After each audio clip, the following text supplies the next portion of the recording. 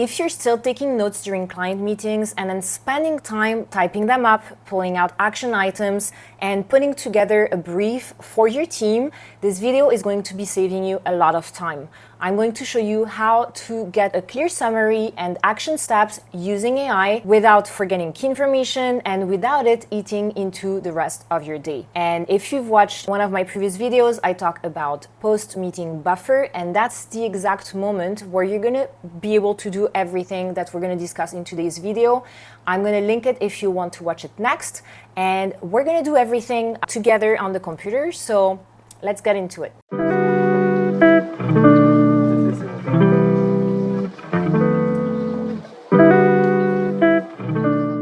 The first thing that I want you to do is to start recording your meetings, whether they are in person or online. If they're online, of course, most platforms now have the options to record calls, whether you're using Google Meet or Zoom. I use Google Meet and then I use Fathom. I don't pay for it, it's free, and I get to record all my calls. So then it's very easy for me to get a transcript from it. If you are in person, you can either use on iPhones, you can use the voice recorder and then get the transcript from that.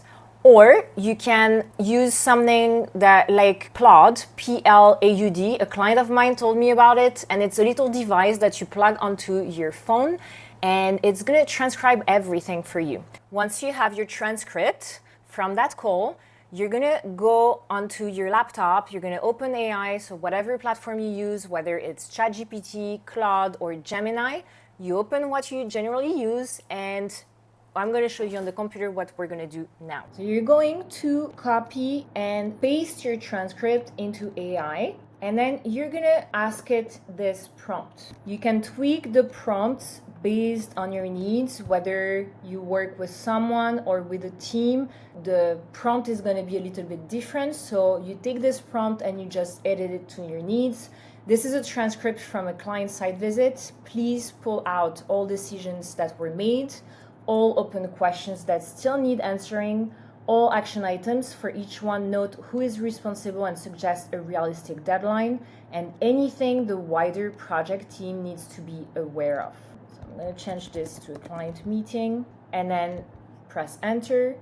And you're going to see that it's going to create a very organized summary of everything that was discussed, the decisions made, the open questions, the action items, and what the wider team needs to know. And if you have a project manager who takes care of your projects and briefing the team, you can also create a little internal briefing note that you can send with the summary of everything that's happened, so they understand what happened during that meeting, who is responsible for what, and it ensures that everything is ready for your project manager and they know what to do to move forward. So let's send ChatGPT that, and it's going to write a clear note about what the call was about, the key decisions that were made, the current priorities. So it's telling you, the next 1 to 2 weeks, what to do. And then you have open points and blockers. So risks to watch. This is very interesting because sometimes we create a summary, but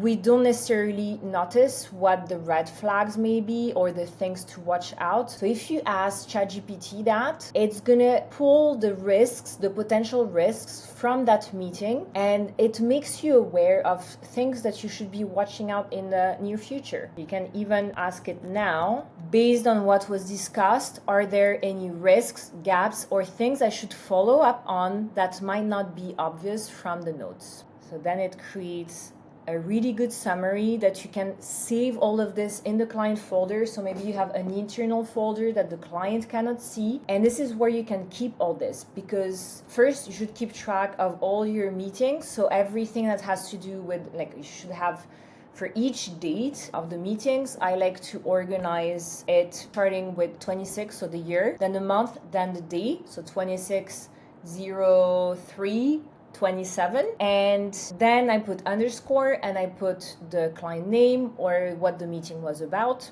and I keep everything organized. So you could have, for instance, a Word document.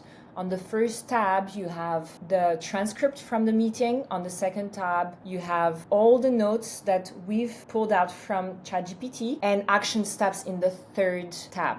So it ensures that you have everything. If you want to go back to it a week from now, you know exactly where it's sitting. You don't need to think about it. You don't have to look through your ChatGPT chats. And that ensures that everything keeps moving forward.